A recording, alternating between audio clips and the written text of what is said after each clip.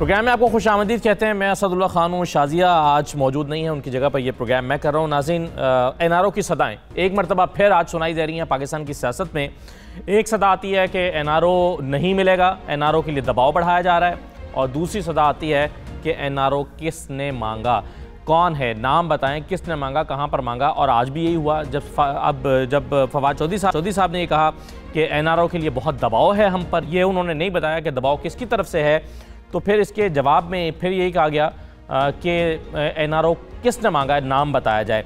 अब ये नाम सामने नहीं आ रहा। इसके साथ साथ बैरून मुल्क प्रॉपर्टीज़ रखने और एमनेस्टी स्कीम से फ़ायदा उठाने की वजह से अलीमा खान साहबा पर और उनकी वजह से फिर वज़ीर-ए-आज़म पाकिस्तान पर अपोजिशन दबाव बढ़ाने की कोशिश कर रही है।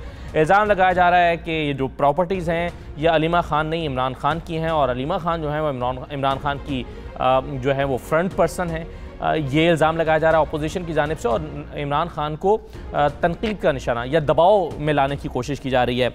इस पर हम बात करेंगे प्रोग्राम में पहले हिस्से में, और दूसरे हिस्से में गुफ्तगू करेंगे कराची के अमन व अमान पर। और अमन व अमान से ज़्यादा पुलिस की कैपेसिटी पर दोबारा सवालात उठे हैं। एक ऐसा अनहोना सा वाक़या हुआ कि पुलिस एक शख्स को अपनी कस्टडी में लेकर आई, एक और शख्स को पकड़ने के लिए, और जिसे लेकर आई वो मुसल्ला था, और उसने पुलिस की मौजूदगी में अपने दुश्मन पर या मुखालिफ पर गोलियां चला दी और उसे मौत के घाट उतार दिया। पुलिस उसे मोबाइल में डालकर फिरती रही, अस्पताल वक्त पर ना पहुंचा सकी। फैमिली की तरफ से तनकीद हो रही है, और पुलिस की जो कैपेसिटी है और उसकी ट्रेनिंग है, उसकी सलाहियत है, उस पर बहुत सारे सवाल उठ रहे हैं। वजूहात क्या हैं, ये हम प्रोग्राम के दूसरे हिस्से में जानने की कोशिश करेंगे, और मुतल्लिका शख्सियात हमारे साथ मौजूद होंगी। लेकिन पहले इस पर गुफ्तगू करने के लिए हमारे साथ ज़फ़र हिलाली साहब मौजूद और रज़ा रूमी साहब मौजूद हैं। दोनों ही सीनियर तजज़ियाकार हैं। मैं आप दोनों को खुशामदीद कहता हूँ।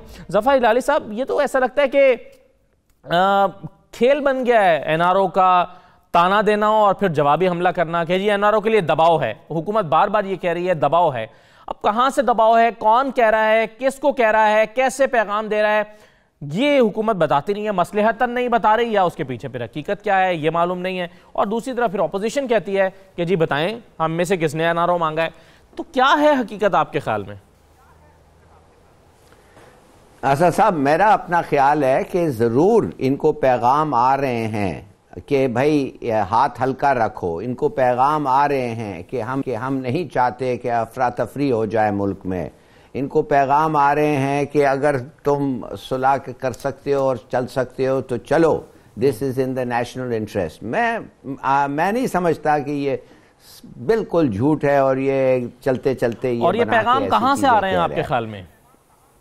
हाँ, now that is the big question. देखिए ना, या ये बाहर या अंदरूनी मुल्क से अंदरूनी आ रहा है। अब बाहर तो नहीं हो सकता है, इसलिए कि मेरे ख्याल में अमेरिका तो खुश है, और सऊदी और कतर और जो भी आप देखें वो खुश है कि एक ईमानदार गवर्नमेंट आई है, और कोई नहीं चाहता कि कोर्ट्स को जाके कहें या किसी को कहें कि जाके हमारे अदालतों को कहो कि जो आदमी को आप कन्विक्ट करें हैं और जिसको कन्विक्ट कर रहे हैं और जिनका रेपुटेशन अच्छा नहीं उनको ही रखो। ये अच्छा, मैं हिलाली साहब, अगर आप मुझे इजाजत दें तो ये हम पाकिस्तान तहरीक इंसाफ से पूछ लें, और वज़ीर-ए-आज़म के मुआविन ख़ुसूसी नईम उल हक साहब हमारे साथ मौजूद हैं।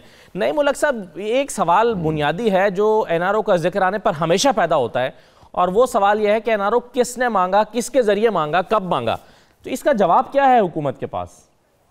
देखिए, NRO को एक बहुत ही वसी तर इस्तिलाह के तौर पर देखा जाना चाहिए। जी।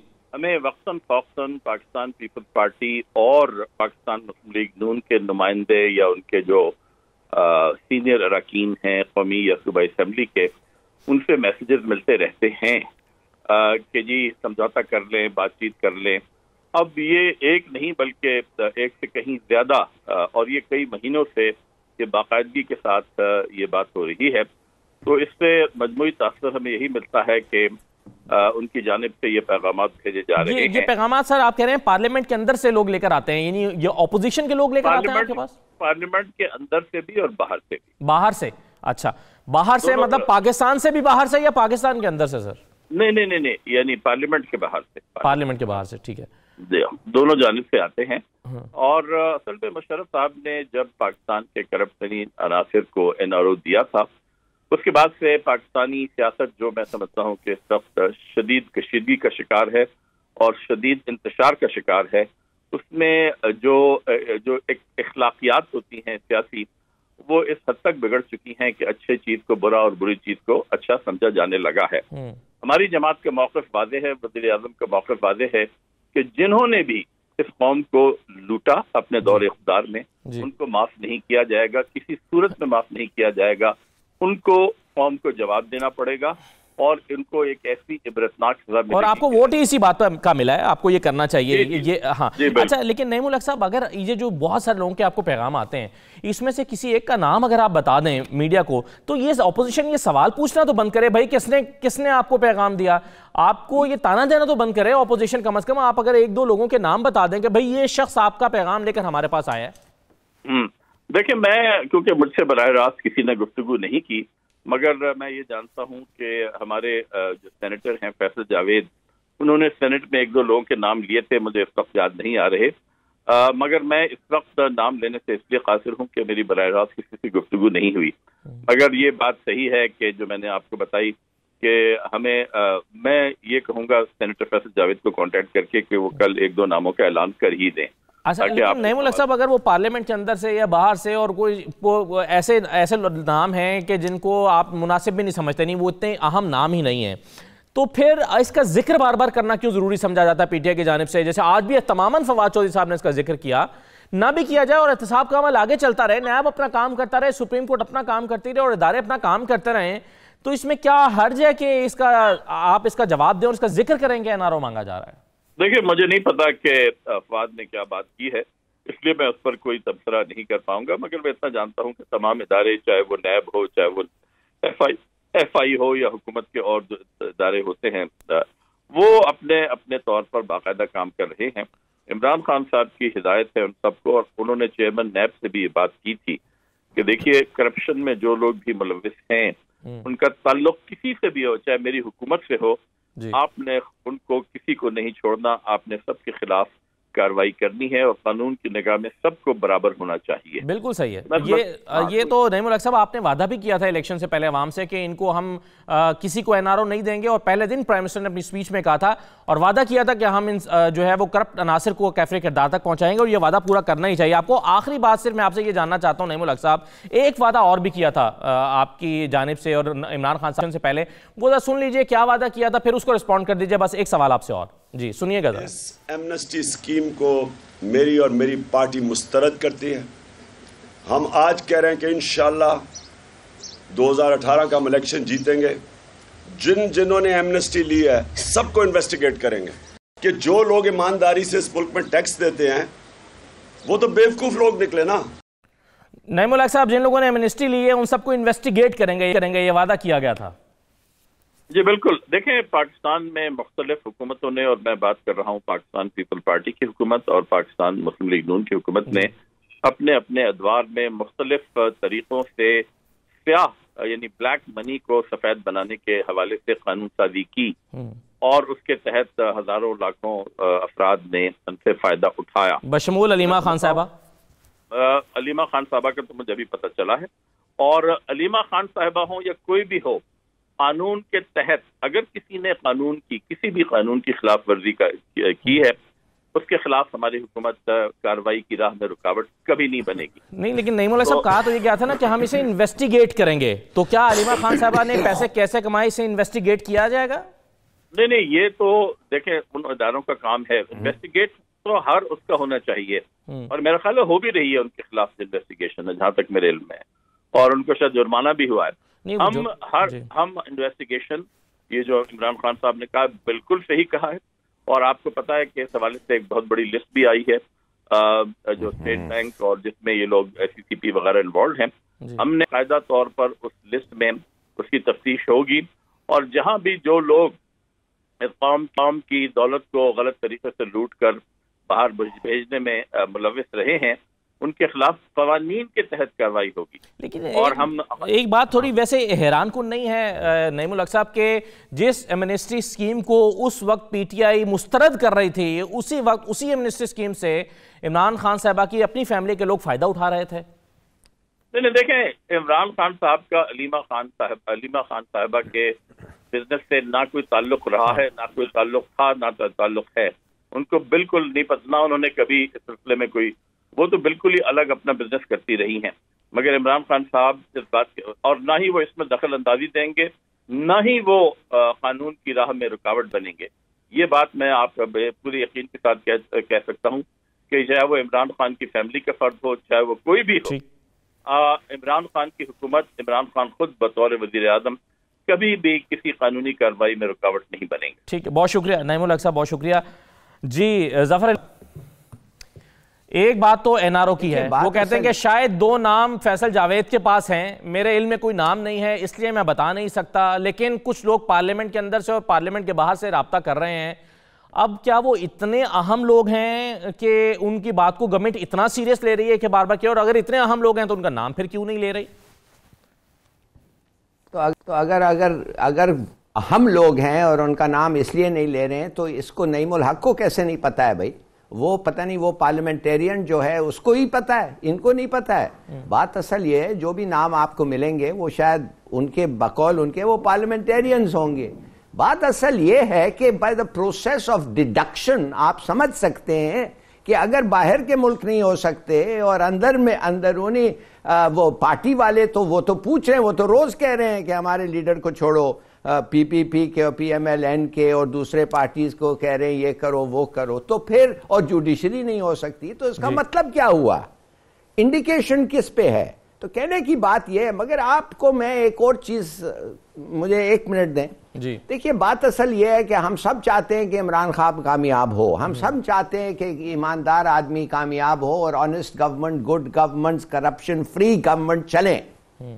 मगर कभी कभी वक्त आता है जब नहीं चलता है, तो फिर क्या होता है? तो फिर आप कहते हैं इलेक्शन के लिए चले जाए। नॉट इजी, हर वक्त आसान नहीं है ये कहना सिर्फ इलेक्शन के लिए। तो मैं समझता हूं प्लान बी भी होना चाहिए ना। तो प्लान बी क्या होता है? तो मेरे ख्याल में बहुत सारी से चीजें हैं जिस पे हम लोगों को मद्देनजर रख के आगे बढ़ना चाहिए। मगर ये मैं बिल्कुल, और मैं तो कहता हूं कि इमरान खान के लिए सुसाइडल होगा।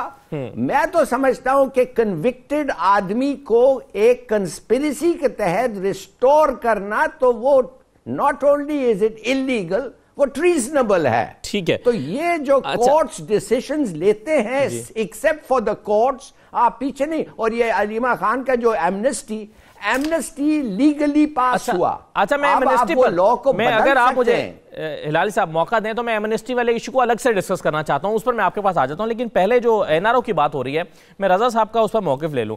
रजा साहब, ये भी तो हो सकता है कि जिस दबाव का फवाद चौधरी जिक्र कर रहे हैं कि पीटीआई पर दबाव है, क्या यह भी मुमकिन है कि वो दबाव खुद पीटीआई के अपने अंदर से हो? बहुत सारे रिवायती सियासतदान भी उनके अंदर मौजूद हैं पीटीआई में, जो मुख्तलिफ पार्टी से आए हैं और जो सियासत करना चाहते हैं, सुकून से 5 साल गुजारना चाहते हैं, उनको वजारतें मिली हैं, वो चाहते हैं कि ये कोई मामला डीरेल ना हो, डिस्टेबलाइज ना हो।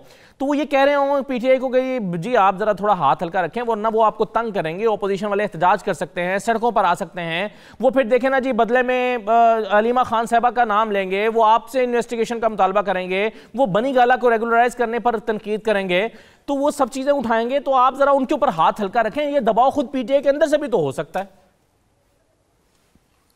जी, एन मुमकिन है, हो सकता है। जो देखिए, होशमंदी का तकाजा तो ये होता है कि आपने बिल्कुल सही कहा, जिन लोगों को वजारतें मिली हैं और जो हुकूमतें 2 सूबों में और मरकज़ में पीटीआई को लेड गवर्नमेंट्स हैं, जाहिर बात है उनके सर्वाइवल का भी सवाल है, क्योंकि जो पंजाब और मरकज़ में हुकूमतें जो हैं वो बहुत ही थिन मेजॉरिटी पे हैं। 4 सीटों की गवर्नमेंट है इस्लामाबाद में, और इसी तरह एक बड़ी थिन मेजॉरिटी के साथ पंजाब में गवर्नमेंट है। और अगर ये इस तरह अपोजिशन पे क्रैकडाउन होता है और कशीदगी या पोलराइजेशन चलती है, तो फिर जाहिरी बात है कि अपोजिशन अगर इकट्ठी हो जाती है तो वो पीटीआई के लिए खतरा है। तो यकीनन ये ऐसा हो सकता है। लेकिन देखिए, अभी तक ये कोई क्लियर नहीं है कि दबाव किसका है आखिर। यही जो हिलाली साहब कह रहे थे कि अंदरूनी है, बैरूनी है। नईमुल हक साहब ने कहा कि बैरूनी नहीं है और पार्लियामेंट के अंदर और बाहर से है दबाव। तो बात यह कि जो लोग ऑपोजिशन में हैं, जिनके 2 लीडर जेल में है, वो क्या दबाव डालने की हैसियत है उनकी? सच्ची बात करनी चाहिए ना उनकी, क्यों वो सुनेंगे? या तो ये पीटीआई के अंदर से है या ये और कुव्वतों की तरफ से है। बाहर क्या, देखें, ये एनआरओ का लफ्ज जो इस्तेमाल हो रहा है, इसकी भी तौज़ी करनी चाहिए। जब 2007 में जनरल मुशर्रफ ने एनआरओ की एक डील दी पीपीपी और एमक्यूएम और दीगर लोगों को, उसको सुप्रीम कोर्ट ऑफ पाकिस्तान ने उसका नोटिस लिया और बाद अज़ां उसको बिल्कुल मनसूख कर दिया। इसलिए एनआरओ का तो सवाल ही नहीं होता, उसके ऊपर तो बाकायदा एक चीज हो चुकी है कि आप किसी को विदाउट द जुडिशियल प्रोसेस, अदालती कार्रवाई के बगैर किसी को इस तरह का रिलीफ नहीं दे सकते। हाँ, नहीं, लेकिन दरअसल वो तो यहाँ तो वो एनआरओ इस्तिलाहन इस्तेमाल हो रहा है, एज अ टर्मिनोलॉजी यूज किया जा रहा है। वो ऐसा कोई ऑर्डिनेंस आने की तवक्को तो नहीं है ना शायद वो आएगा। यहाँ तो है प्रोसिक्यूशन कमजोर कर दें, अगर आप हाथ हल्का रखें, प्रोसिक्यूशन कमजोर कर दें तो बस काम इतना ही कर दें हमारे लिए, अगर कोई डिमांड कर रहा होगा। नहीं लेकिन देखे ना अब यहाँ पे देखने की ये बात है कि शहबाज शरीफ साहब को इस वक्त जेरे हिरासत हुए कितने दिन, में ख्याल से 80 दिन तो हो गए हैं, शायद उससे भी ज्यादा हो गए हैं। अब सवाल यह है कि उनके खिलाफ कोई केस ठोस तौर पर पेश किया गया है या नहीं। देखिए कानूनी प्रोसेस, ड्यू प्रोसेस जो है वो बड़ा जरूरी है इस वक्त। जो देखिए नवाज शरीफ को तो कन्विक्ट किया ना, एक कोर्ट ने कहा कि ये जेल जाएंगे, अब वो अपील में गए हैं, जो भी होगा देखा जाएगा अपील में। लेकिन जहां तक शहबाज शरीफ का ताल्लुक है तो वो तो बड़ा एक वाज़े तौर पर एक चीज है कि वो प्रोसिक्यूशन नहीं है, वो परसिक्यूशन दिखाई देती है। अगर आपके पास केस है, आप केस प्रिपेयर करें, चालान जमा कराएं, चार्जशीट बनाएं, उसके ऊपर बाकायदा अदालत में जाके कार्रवाई हो। अभी तो सिर्फ वो मेयर के एक केस खोलते हैं, दूसरा खोलते हैं, तीसरा खोलते हैं। तो ये तो एक सरीहन चीजें लग रही है कि पीएमएलएन की दोनों लीडर्स जो हैं, एक जिनको कोर्ट नाअहल करार दे चुकी है, दूसरा जो लीडर ऑफ ऑपोजिशन है, उन दोनों को बंद किया हुआ है। अब इसमें एनआरओ का क्या सवाल है? इसमें तो बेसिकली ये कि कानूनी तौर पर कार्रवाई हो, जुडिशियल प्रोसेस बालातर हो, बालादस्ती हो उसकी, और उसमें जो भी किसी को रिलीफ मिलना वो मिले।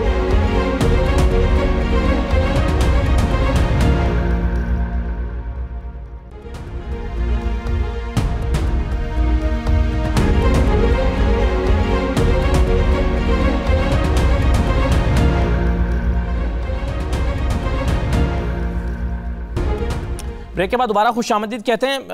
रजा रूमी साहब, ये एमनेस्टी स्कीम जो है, इस पर आपको लगता है कि अलीमा खान साहबा की वजह से ख़ास तौर पर इमरान खान पर दबाव बढ़ रहा है, पाकिस्तान तहरीक इंसाफ पर दबाव बढ़ रहा है, और अब तो वो वादे याद दिलाए जा रहे हैं इमरान खान को कि आपने कहा था कि आप एमनेस्टी स्कीम से फ़ायदा उठाने वालों को इन्वेस्टिगेट करेंगे, तो फिर अलीमा खान साहबा के मामले में आप खामोश क्यों हैं? क्या महज ये कह देना काफ़ी है कि जी उन्होंने टैक्स कवानीन के खिलाफ वर्जी की है तो उनको जुर्माना हो गया? ये सवाल नहीं पूछा जाना चाहिए कि उन्होंने बाहर प्रॉपर्टीज़ कैसे बनाई और पैसा कैसे मुंतकिल किया, या उनकी मनी ट्रेल क्या है? तो आपके ख्याल में कितना दबाव बढ़ रहा है पाकिस्तान तहरीक इंसाफ पर इससे?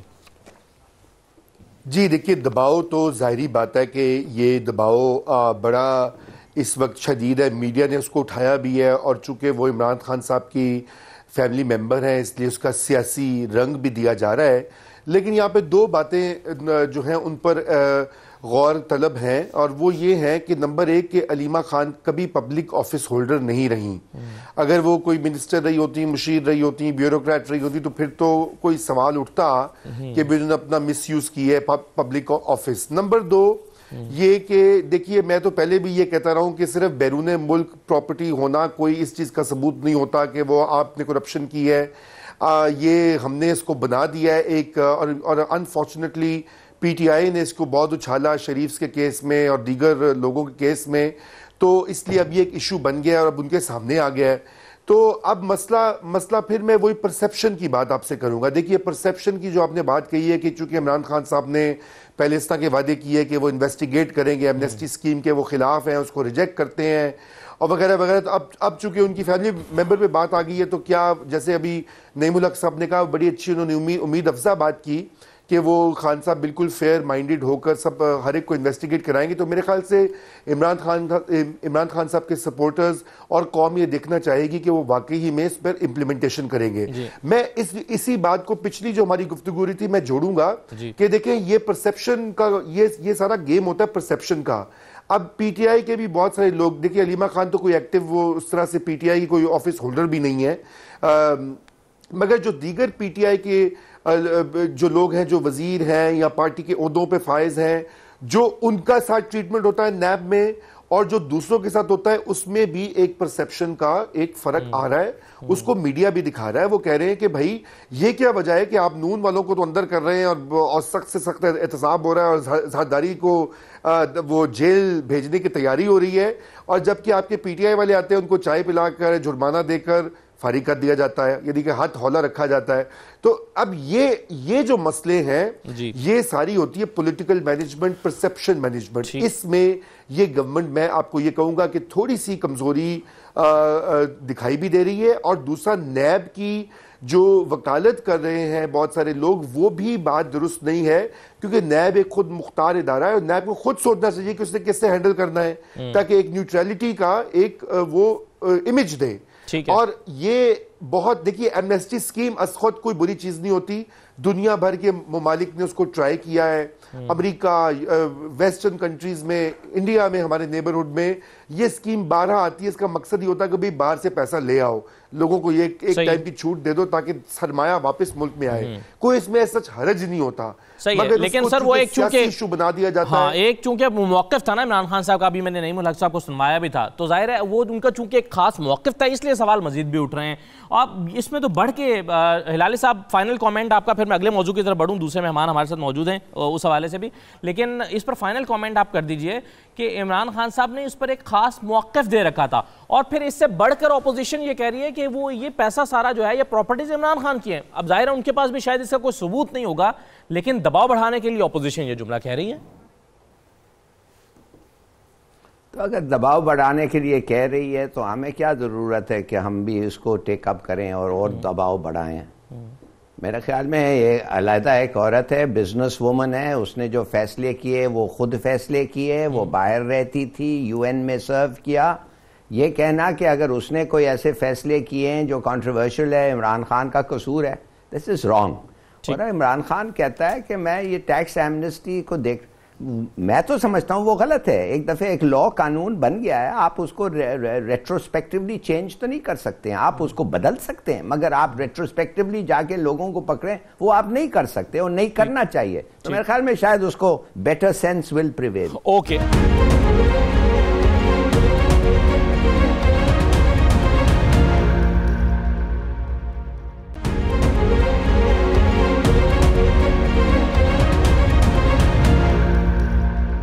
आज एक ऐसा अनहोना सा वाक़या हुआ जिसका मैंने शुरू में भी जिक्र किया कि पुलिस ही की मौजूदगी में, यानी पुलिस एक शख्स को लेकर आई अपनी कस्टडी में, एक और शख्स को पकड़ने के लिए जिनका दोनों का आपस में तनाज़ा था, और वो शख्स जो पुलिस की कस्टडी में आया उसने अपना असला निकालकर अपने मुखालिफ पर फायरिंग कर दी और वो शख्स जो है वो जाँ बहक हो गया और ज़ख्मी हुआ। पुलिस उसे वक्त पर अस्पताल भी नहीं पहुंचा सकी।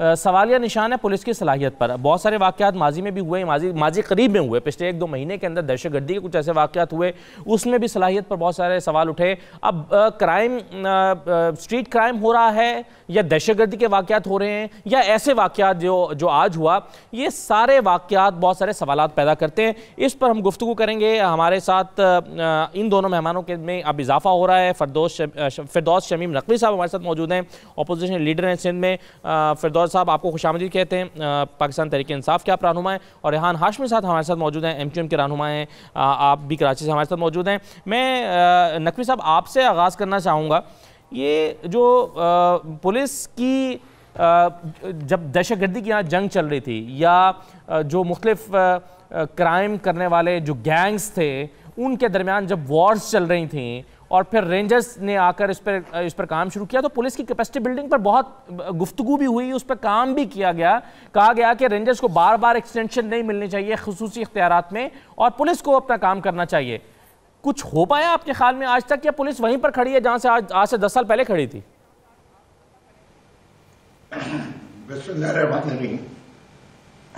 लास्ट रिपोर्ट जो पुलिस की थी वो AD ख्वाजा साहब की थी जी।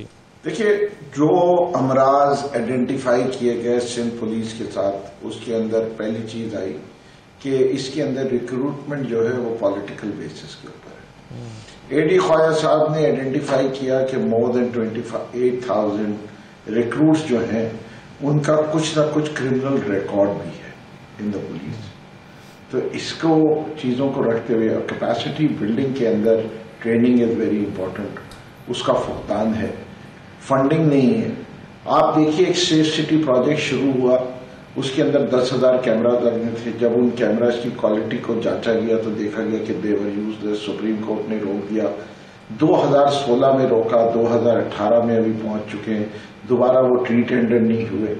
तो जैसे बाकी मामलात में नजर आता है, चाहे वो पानी का हो, चाहे वो सैनिटेशन का हो, चाहे वो सीवरेज के निजाम का हो, चाहे वो सड़कें हो, चाहे वो मास ट्रांजिट हो, इस वक्त 11 साल से जो हुकूमत सिंध में है, जो कि पाकिस्तान पीपल्स पार्टी की है, उसको इस सूबे के शहरी इलाकों में कोई इंटरेस्ट नहीं है। अनफॉर्चुनेटली मुझे ये भी कहना पड़ता है कि जो देही इलाके हैं जिसमें वो कहते हैं कि डेवलपमेंट फंड खर्च हुआ है, वो दिखता नहीं।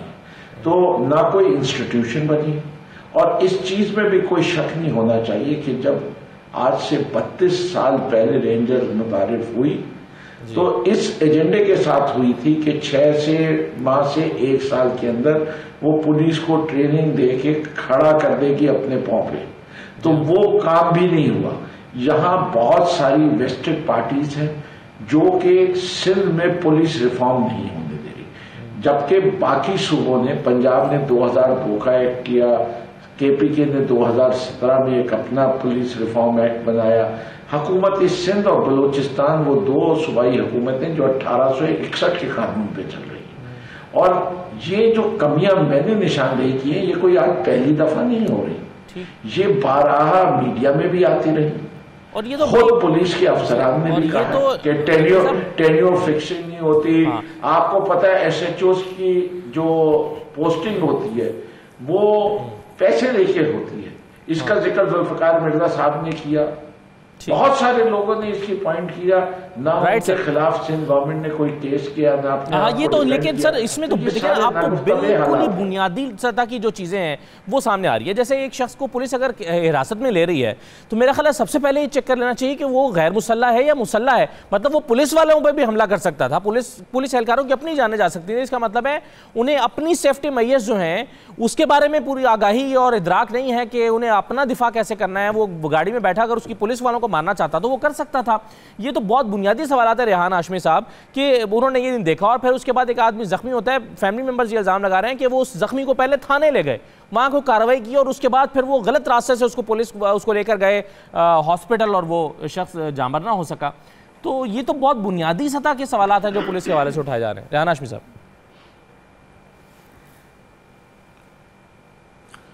जी बिस्मिल्लाहिर्रहमानिर्रहीम।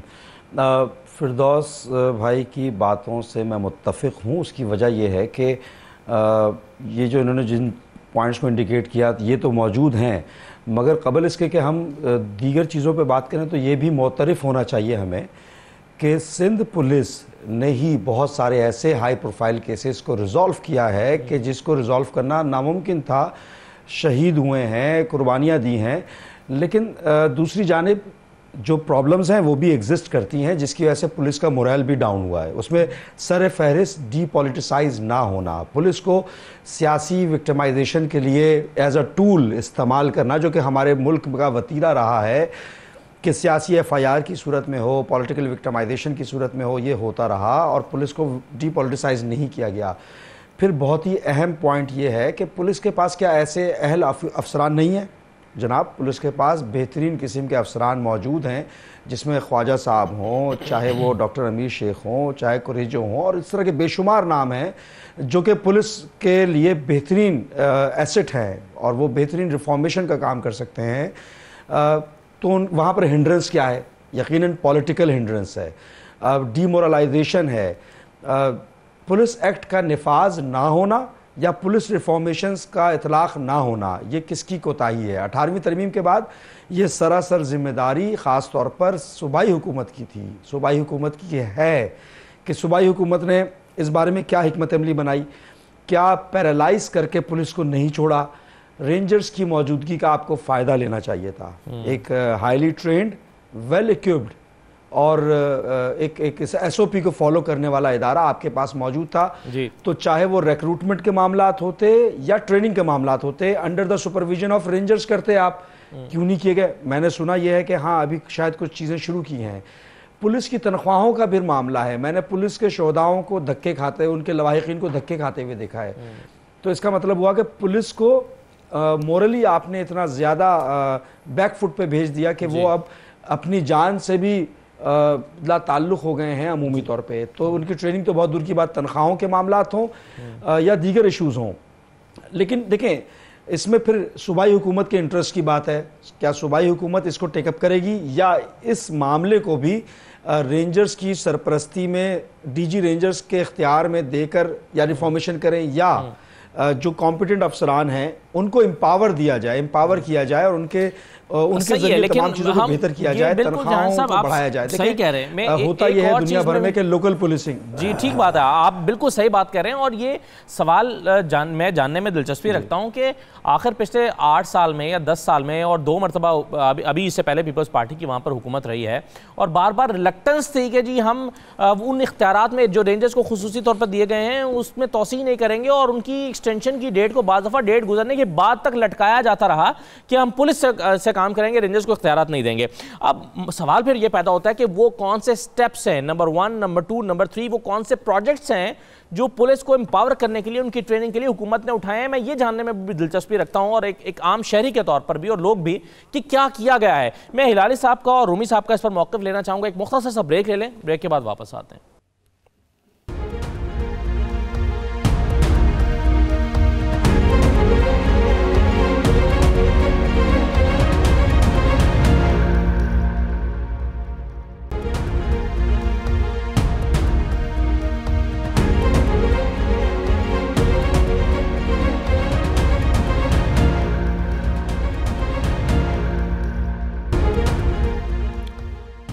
दोबारा खुशामदीद कहते हैं। हिलाली साहब, मेरा मुख्तसर सवाल यह है कि रिपोर्ट आई अभी चाइनीज़ कॉन्सुलेट पर हमले की, पता चला कि दहशतगर्द जो हैं वो ट्रेन में असलहा रख कर ले आए और किसी ने उनको चेक नहीं किया, किसी ने उन्हें किसी नाके पर रोका नहीं।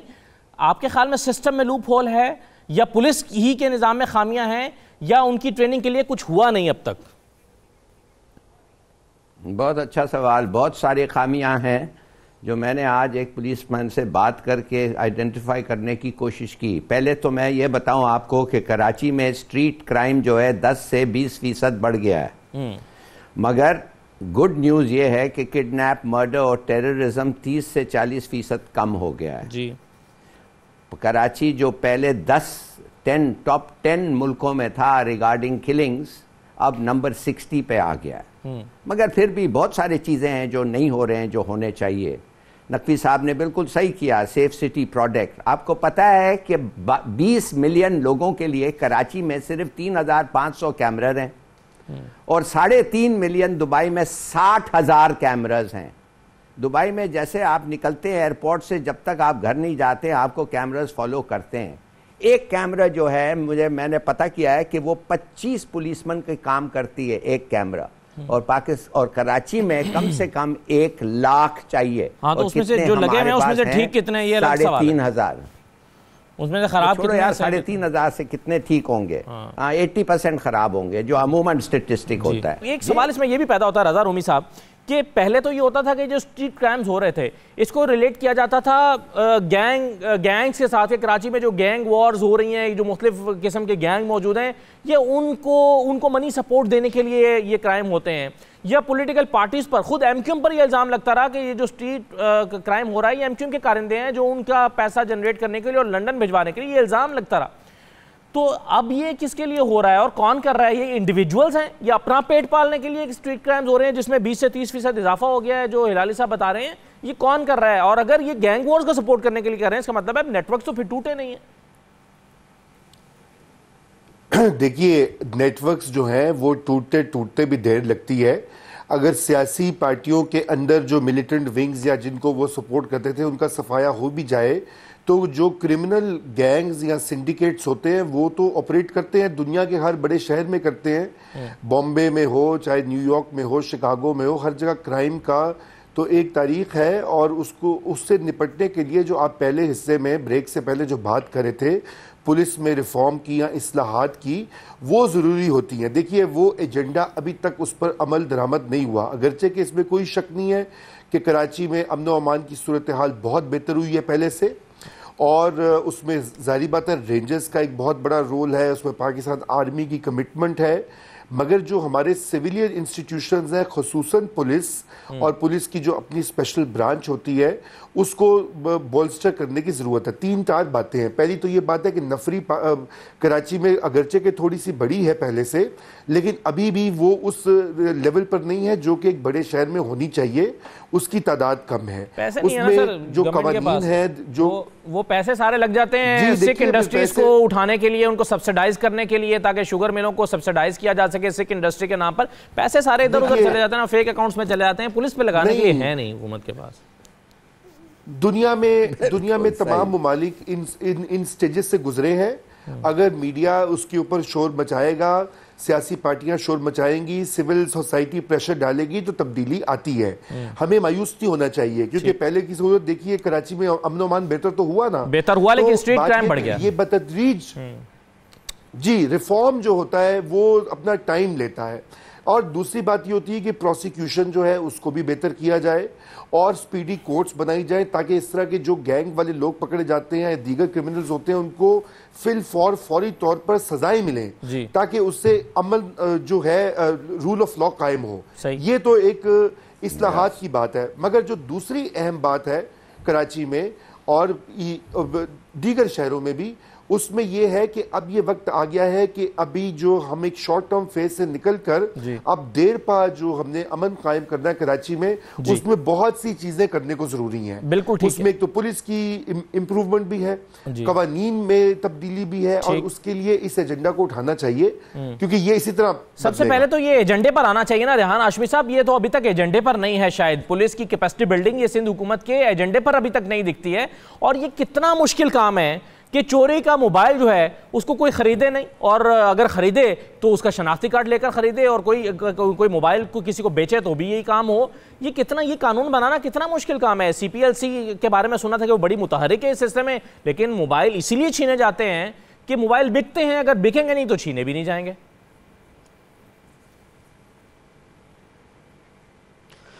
देखें कराची में तो देखा कि मुख्तलिफ अदवार में मुख्तलिफ नाम से माफिया का राज रहा, चाहे वो टैंकर माफिया हो, एक्सटॉर्शन माफिया हो, या दीगर रिक्रूटमेंट माफिया हो, व्हाट्सोएवर, बहुत सारे नाम थे। देखें अब पुलिस की जहाँ तक बात है, तो जैसे आपके प्रोग्राम के पहले फेज़ में बात हुई कि रिफॉर्मेशन की ज़रूरत है। क्या सिंध गवर्नमेंट इंटरेस्टेड है? नहीं है। सिंध गवर्नमेंट को पीपल्स पार्टी के दोस्तों को शायद लगता है कि गर्ज ही नहीं है। अर्बन सिंध को उन्होंने माजी में मख्तलगाह बनाया, जैसे कि पुलिस को उन्होंने इस्तेमाल किया पॉलिटिकल विक्टिमाइजेशन के टूल के तौर पे। दुनिया भर में लोकल पुलिसिंग है, यहाँ पर पुलिसिंग का निज़ाम दरअसल लोकल है ही नहीं, तो वो उनके क्या स्टेक्स होंगे अमूमी तौर पे। देखें, जहाँ पर अच्छी चीज़ें तो वहाँ पर ये खामियां भी मौजूद हैं। तीसरी चीज़ ये, लोकल पुलिसिंग ना होने के साथ साथ ट्रेनिंग का भी फुकदान है, तनख्वाहों के मामलात हैं, डीपॉलिटिसाइज करने का मामला है। फिर एक और इम्पॉर्टेंट चीज़ है कि देखें, कराची में जिस तरह रैपिड अर्बनाइजेशन हुई है, अनचेक्ड इनफ्लो हुआ है पॉपुलेशन का, मल्टीप्लाई हुई है कच्ची आबादियां अनचेक्ड, के जहां पर पता ही नहीं आपको कौन रह रहा है, वो कौन से बैकग्राउंड से आए हैं, कहां से आए हैं, ये किसकी जिम्मेदारी थी? सूबाई हुकूमत की जिम्मेदारी नहीं थी क्या? सेफ हेवंस बने हुए हैं, उन सेफ हेवंस को अभी तक खत्म क्यों नहीं किया गया कि जहां पर जो क्रिमिनल एलिमेंट्स है वो अपने आप बिल्कुल सही है। अभी अली रज़ा अब्दी साहब का जो वाकया हुआ उसमें पता चला कि वो किराए के कातिल मौजूद हैं, किराए के कातिल से करवाया गया। इसका मतलब है किराए के कातिलों का नेटवर्क मौजूद है कि एक शख्स वो कर रहा है। और आपने बिल्कुल रेहान हाशमी साहब सही तवज्जो दिलाई कि अर्बन सिंध, ऐसा लगता है कि सिंध हुकूमत की तरजीह नहीं है और वो रूरल पे काम करे। खैर, वो बाकी सिंध पे भी क्या कर रहे हैं, अभी वो लाड़काना की एक शहरी की वीडियो वायरल हुई है कि उसने लाड़काना दिखाया कि वहाँ पर सेवरेज का क्या हाल है। तो नकवी साहब, आपके ख्याल में क्या तरजीह नहीं है अर्बन सिंध हुकूमत की, इसमें वो दिलचस्पी नहीं रखते और वो सिर्फ देहात में और में काम करना चाहते हैं, या खैर वहाँ पे भी क्या कर रहे हैं, ये भी एक अलग सवाल है। जी, मेरे ख्याल से आप एक जुमला रहेगा, उनकी तरजीह सिर्फ अपनी जेबें भरने का है। अगर वो ये काम नहीं कर रहे होते तो सिंध का जो 11 साल का तरक्याती बजट है उसके कुछ ना कुछ असरात नजर आते। देखिए, इस हुकूमत ने ना कोई प्रोविंशियल फाइनेंस कमीशन अवार्ड किया, NFC के अवार्ड पे तो बहुत सिंध हुकूमत शोर मचाती है, नहीं करने को तैयार। पब्लिक अकाउंट्स कमेटी के ऊपर नेशनल असेंबली में तो बड़ा शोर मचाया कि जी एक ट्रेडिशन है अपोजिशन लीडर को, लेकिन अपने तीनों अदवार के अंदर अभी तक तो अपॉइंट नहीं किया, पिछले 2 अदवार में भी उन्होंने कभी अपोजिशन के लीडर को पब्लिक अकाउंट्स कमेटी का चेयरमैन नहीं बनाया। इससे कि जहां ट्रांसपेरेंसी गुड गवर्नेंस की बात होती है, सिंध हुकूमत उससे बहुत दूर भागती है। बहुत शुक्रिया। बहुत सारे इकदाम इकट्ठे उठाने पड़ेंगे, तो वो जरूर सजेस्ट करेंगे। राइट सर, आप कह रहे हैं कानून साजी भी करनी पड़ी, पुलिस रिफॉर्म्स लाना पड़ेंगे, शायद तरजीह बनाना पड़ेगा, पुलिस की ट्रेनिंग, कैपेसिटी बिल्डिंग, ये बहुत सारे काम बैक वक्त करने पड़ेंगे अगर बाकी का जो अमन है वो कराची में लेकर आना है। क्योंकि हैरान कुन फिगर है, अभी हिलाली साहब भी कहते थे कि 20% के करीब स्ट्रीट क्राइम्स बढ़े हैं अमन आने के बाद। अगरचे दहशतगर्दी और जो टारगेट किलिंग है वो कम हुई है, लेकिन ये क्राइम बढ़े हैं जिस पर सिंध हुकूमत की शायद तवज्जो नहीं है। आज का प्रोग्राम देखने का बहुत शुक्रिया, तमाम मेहमानों का भी शुक्रिया। मुझे इजाज़त दीजिए, अल्लाह हाफिज़।